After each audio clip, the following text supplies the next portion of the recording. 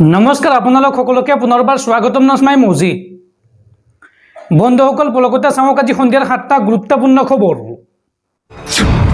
প্ৰথমটো খবৰ, আজিৰ পৰা আৰম্ভ হৈছে অষ্টাদশ লোকসভাৰ অধিৱেশন আৰু লোকসভা অধিৱেশনৰ প্ৰথমটো দিনতেই শক্তিশালী ৰূপত বিৰোধী। প্ৰথম দিনাই সংসদ ভৱনৰ চৌহদত কংগ্ৰেছৰ প্ৰতিবাদ, কোনো কাৰণতে স্বৈৰতন্ত্ৰ নচলিব বুলি হুংকাৰ বিৰোধীৰ। লোকসভা অধিৱেশনৰ প্ৰথমটো দিনতেই শক্তিশালী ৰূপত বিৰোধী। প্ৰথম দিনাই সংসদ ভৱনৰ চৌহদত কংগ্ৰেছৰ প্ৰতিবাদ, হাতত সংবিধান লৈ প্ৰতিবাদ বিৰোধী ইণ্ডিয়াৰ। সংবিধান ৰক্ষা কৰাৰ শ্লোগান দি প্ৰতিবাদ সাব্যস্ত বিৰোধীৰ। স্বৈৰতন্ত্ৰ কোনো কাৰণতে নচলিব বুলি হুংকাৰ বিৰোধীৰ। পৰৱৰ্তী খবৰ, ইছলামৰ বিৰুদ্ধে মন্তব্য কৰা যুৱকক আটক আৰক্ষীৰ আৰু যিকোনো মুহূৰ্তত গ্ৰেপ্তাৰ কৰাৰ সম্ভাৱনা। এইগৰাকী ইমন পালৰ মন্তব্যৰ পিছতেই ক্ষোভিত হৈছিল সংখ্যালঘু লোকসকল।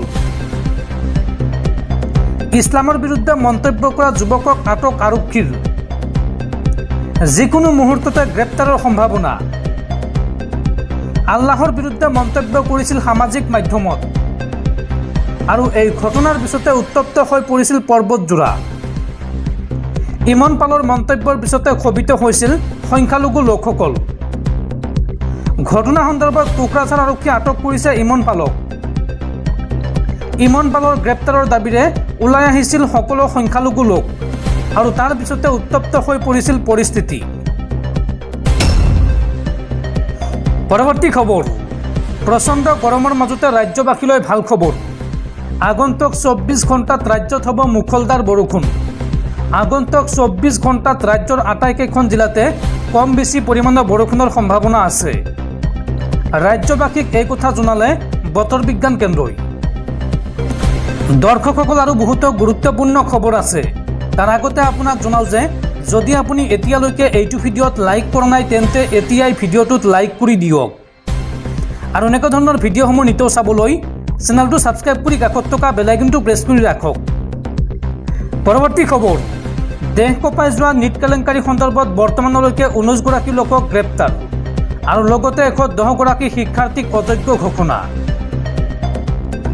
নীট ইউজিৰ কেলেংকাৰীক লৈ আৰম্ভ কৰা তদন্তত ইজনৰ পিছত সিজন লোকক গ্ৰেপ্তাৰ কৰা হৈছে। যোৱা দেওবাৰৰ পৰা এই সমগ্ৰ ঘটনাৰ তদন্তৰ দায়িত্ব CBIয়ে গ্ৰহণ কৰাৰ পাছত তদন্ত প্ৰক্ৰিয়া আৰু অধিক তীব্ৰতৰ হৈছে। ইফালে বিহাৰ আৰক্ষীয়ে প্ৰশ্নকাকত ফাদিল কৰাৰ অপৰাধত 5 গৰাকী লোকক গ্ৰেপ্তাৰ কৰিছে। বৰ্তমানলৈকে এই কেলেংকাৰীত জড়িত 19 গৰাকী লোকক গ্ৰেপ্তাৰ কৰা হৈছে। ইফালে মহাৰাষ্ট্ৰ আৰক্ষীয়েও লাটুৰৰ পৰা গ্ৰেপ্তাৰ কৰিছে এগৰাকী শিক্ষকক। এই শিক্ষকগৰাকীৰ ফোনৰ পৰা নীটৰ পেপাৰ আৰু পেপাৰৰ বাবদ ধনৰ লেনদেন কৰাৰ তথ্য পোৱা গৈছে। আনফালে এই কেলেংকাৰীৰে পৰীক্ষাত বহা বহুকেইগৰাকী শিক্ষাৰ্থীকো তদন্তৰ আওতালৈ অনা হ'ব। NTAৰ তৰফৰ পৰা 63 গৰাকী শিক্ষাৰ্থীক দেওবাৰে পুনৰ অযোগ্য ঘোষণা কৰে। এতিয়ালৈকে 110 গৰাকী শিক্ষাৰ্থীক অযোগ্য ঘোষণা কৰা হৈছে। উল্লেখ কৰা প্ৰয়োজন যে শেহতীয়াকৈ CBIয়ে ভাৰতীয় আইন বিধি অনুসৰি ধাৰা 20B আৰু 420ৰ ভিত্তিত নিজাববীয়াকৈ গোচৰ ৰুজু কৰি তদন্ত আৰম্ভ কৰিছে। ইফালে বিহাৰ আৰু গুজৰাট চৰকাৰে আৰক্ষীৰ ওচৰত ৰুজু কৰা সকলো গোচৰ CBIলৈ হস্তান্তৰ কৰিছে। পৰৱৰ্তী খবৰ, শ্ৰেষ্ঠ ভাৰত গঢ়াৰ লক্ষ্যৰে অষ্টাদশ লোকসভাৰ অধিৱেশন অনুষ্ঠিত হৈছে। এই মন্তব্য দেশৰ প্ৰধানমন্ত্ৰী নৰেন্দ্ৰ মোদীৰ। আজি 18 সংখ্যক লোকসভাৰ প্ৰথমখন অধিৱেশন। এই অধিৱেশনত প্ৰধানমন্ত্ৰী নৰেন্দ্ৰ মোদীৰ লগতে নৱনিৰ্বাচিত সাংসদ সদস্যসকলে শপত গ্ৰহণ কৰিছে। শপত গ্ৰহণৰ পূৰ্বে প্ৰধানমন্ত্ৰীগৰাকীয়ে সংবাদ মাধ্যমক সম্বোধন কৰে। নৱনিৰ্বাচিত সাংসদসকলক আদৰণি জনাই প্ৰধানমন্ত্ৰী মোদীয়ে কয় যে দেশ চলাবলৈ একমতৰ প্ৰয়োজন। আজি সংসদীয় গণতন্ত্ৰত গৌৰৱৰ দিন। স্বাধীনতাৰ পিছত প্ৰথমবাৰৰ বাবে আমাৰ নতুন সংসদত শপত গ্ৰহণ অনুষ্ঠান অনুষ্ঠিত হৈছে। ইয়াৰ পূৰ্বলৈ এই প্ৰক্ৰিয়া পুৰণি সংসদত অনুষ্ঠিত হৈছিল। এই গুৰুত্বপূৰ্ণ দিনটোত মই সকলো নৱনিৰ্বাচিত সাংসদক আদৰণি জনাইছোঁ, অভিনন্দন জনাইছোঁ আৰু তেওঁলোকক শুভেচ্ছা জনাইছোঁ। এই মন্তব্য প্ৰধানমন্ত্ৰী মোদীৰ। তেওঁ লগতে কয় যে 2047 চনলৈকে বিকশিত ভাৰত শ্ৰেষ্ঠ ভাৰত গঢ়াৰ লক্ষ্যৰে আজিৰে 18 সংখ্যক লোকসভা অধিৱেশন অনুষ্ঠিত কৰা হৈছে। যদিহে দেশবাসীয়ে তৃতীয়বাৰৰ বাবে আমাক বিশ্বাস কৰিছে, ইয়াৰ অৰ্থ হৈছে তেওঁলোকে চৰকাৰৰ নীতি আৰু উদ্দেশ্যত অনুমোদন জনাইছে। পৰৱৰ্তী খবৰ, হায়াৰ ছেকেণ্ডাৰী পাছ কৰা লাখ লাখ নিবনুৱা যুৱক যুৱতীলৈ ভাল খবৰ। ভাৰতীয় বায়ুসেনাত ওলাইছে চাকৰি। হায়াৰ ছেকেণ্ডাৰী পাছ কৰাসকলে কৰিব পাৰিব আবেদন। এইবাৰ ভাৰতীয় বায়ুসেনাত ওলাইছে চাকৰি। দ্বাদশ শ্ৰেণী অৰ্থাৎ হায়াৰ ছেকেণ্ডাৰী পাছ কৰাসকলে কৰিব পাৰিব আবেদন। বায়ুসেনাত অগ্নিবীৰ মকললৰ প্ৰস্তুতি। 28 জুলাইৰ ভিতৰত অনলাইনত কৰিব পাৰিব আবেদন। দ্বাদশ শ্ৰেণীত 50% নম্বৰ লাভ কৰাসকলে কৰিব পাৰিব আবেদন। আবেদনৰ বাবে বয়সৰ সৰ্বোচ্চ সীমা হৈছে 21 বছৰ। আবেদন কৰিবলৈ আপোনালোকে এইটো ৱেবছাইটত ভিজিট কৰক। এই ৱেবছাইটৰ জৰিয়তে আপোনালোকে সবিশেষ তথ্য জানিব পাৰিব। পৰৱৰ্তী খবৰ, বাংলাদেশী মুছলমানক লৈ পুনৰ বিস্ফোৰক মন্তব্য মুখ্যমন্ত্ৰী হিমন্ত বিশ্ব শৰ্মাৰ। হিমন্ত বিশ্ব শৰ্মাই মন্তব্য কৰি কয় যে বাংলাদেশী মুছলমান আৰু ৰোহিংগীয়াসকলে দখল কৰিছে আদিবাসীসকলৰ মাটি। বিজেপি চৰকাৰ অসমত নাথাকিলে ভয়ংকৰ পৰিস্থিতিৰ সৃষ্টি হ'ব। এই মন্তব্য হিমন্ত বিশ্ব শৰ্মাৰ। অনুপ্ৰৱেশকাৰী বাংলাদেশী মুছলমানক লৈ পুনৰ সৰব মুখ্যমন্ত্ৰী হিমন্ত বিশ্ব শৰ্মা। বাংলাদেশী মুছলমান আৰু ৰোহিংগীয়াসকলে দখল কৰিছে আদিবাসীসকলৰ মাটি। হিন্দু যুৱতীসকলক প্ৰেমৰ জালত পেলাই অনুপ্ৰৱেশকাৰীসকলে আৰু তাৰ পাছত বিবাহৰ প্ৰলোভন দি দখল কৰি লয় মাটি বাৰী। দিনক দিনে বৃদ্ধি পাইছে বাংলাদেশী মুছলমানৰ সমস্যা। ঝাৰখণ্ডত নিৰ্বাচনী প্ৰচাৰ চলাই এই মন্তব্য মুখ্যমন্ত্ৰী হিমন্ত বিশ্ব শৰ্মাৰ। পৰৱৰ্তী খবৰ, আমেৰিকাৰ মহাকাশ গৱেষণা সংস্থা নাছাৰ ভয়ংকৰ শংকা। যিকোনো মুহূৰ্তত পৃথিৱীত খুন্দা মাৰিব পাৰে এটা বিপদজনক গ্ৰহাণুৱে।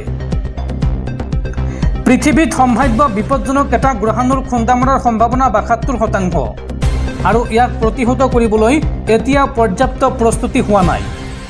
আমেৰিকাৰ মহাকাশ গৱেষণা সংস্থা নাছাৰ অনুমান ভিত্তিক পৰ্যালোচনাত এনে তথ্য ওলাইছে বুলি এক প্ৰতিবেদনত দাবী কৰা হৈছে।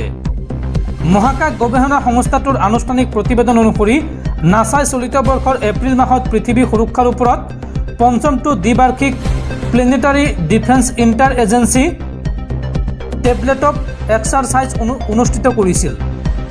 স্থানীয় সময় অনুসৰি যোৱা বৃহস্পতিবাৰে অৰ্থাৎ 20 জুন তাৰিখে মেৰিলেণ্ডৰ লৰেৰত থকা নাছাৰ জনছ হপকিন্স এপ্লাইড ফিজিক্স লেবৰেটৰীত অনুষ্ঠিত আলোচনাৰ ফলাফল প্ৰকাশ কৰা হয়। নাছাৰ উপৰিও আমেৰিকাৰ বিভিন্ন চৰকাৰী সংস্থা আৰু আন্তঃৰাষ্ট্ৰীয় সহযোগীসকলৰ প্ৰায় 100জন প্ৰতিনিধি তাত উপস্থিত আছিল। অদূৰ ভৱিষ্যতে কোনো উল্লেখযোগ্য গ্ৰহাণুৰ ভাবুকি নাথাকিলেও সম্ভাৱ্য বিপদজনক গ্ৰহাণুৰ ভাবুকিৰ সৈতে ফলপ্ৰসূভাৱে মোকাবিলা কৰিবলৈ বিশ্বৰ সকলো দেশৰ যৌথ পদক্ষেপৰ বিষয়টোৱে তাত গুৰুত্ব লাভ কৰে। যৌথ পৰ্যালোচনা অনুসৰি এই গ্ৰহাণুটোৱে পৃথিৱীত খুন্দা মৰাৰ সম্ভাৱনা 72% আৰু 14 বছৰৰ পাছত অৰ্থাৎ 2038 চনৰ 12 জুলাইত ই পৃথিৱীত খুন্দা মাৰিব পাৰে। এনে পৰিস্থিতিত এই ক্ষেত্ৰত উপযুক্ত ব্যৱস্থা গ্ৰহণৰ বাবে একত্ৰিত পদক্ষেপ ল'বলৈ সকলো সংঘাতপূৰ্ণ জাতিৰাষ্ট্ৰৰ হাতত এতিয়াও প্ৰায় 14 বছৰ 3 মাহ সময় আছে। অৱশ্য এই প্ৰাৰম্ভিক পৰ্যবেক্ষণৰ পৰা গ্ৰহাণুটোৰ আকাৰ গঠন আৰু দীৰ্ঘম্যাদী গতিপথ সঠিকভাৱে নিৰ্ণয় কৰিব পৰা নগ'ল বুলি আমেৰিকাৰ মহাকাশ গৱেষণা সংস্থা নাছাই জনায়। পৰৱৰ্তী খবৰ, প্ৰচণ্ড গৰমে দহিছে চৌদি আৰবৰ মক্কা আৰু মক্কাত হজ কৰিবলৈ গৈ মৃতকৰ সংখ্যা 1300 অতিক্ৰম আৰু চৌদি আৰবৰ দাবী মৃত্যু হোৱা হজযাত্ৰীসকলৰ 83%ই অবৈধ হজযাত্ৰী। মুছলমানসকলে বিশ্বাস কৰে যে ভাগ্যৰ বলতহে হজলৈ যোৱাৰ সুযোগ পায়, কিন্তু সেই পবিত্ৰ হজ কৰিবলৈ গৈয়ে মৃত্যুৰ কোলাত ঢলি পৰিছে 1300ৰো অধিক হজযাত্ৰী। আৰু এই সন্দৰ্ভত চৌদি আৰব প্ৰশাসনৰ তথ্য অনুসৰি অবৈধভাৱে তীৰ্থস্থানলৈ আহি ধৰ্মীয় অনুষ্ঠান সম্পাদন কৰি থকা অৱস্থাত 83% হজযাত্ৰীৰ মৃত্যু হয়, কাৰণ তেওঁলোকে তীব্ৰ ৰ'দত খোজকাঢ়ি তীৰ্থস্থানলৈ যাব লগা হৈছিল। উপযুক্ত নথিপত্ৰৰ অভাৱত হোটেলত থাকিব পৰা নাই।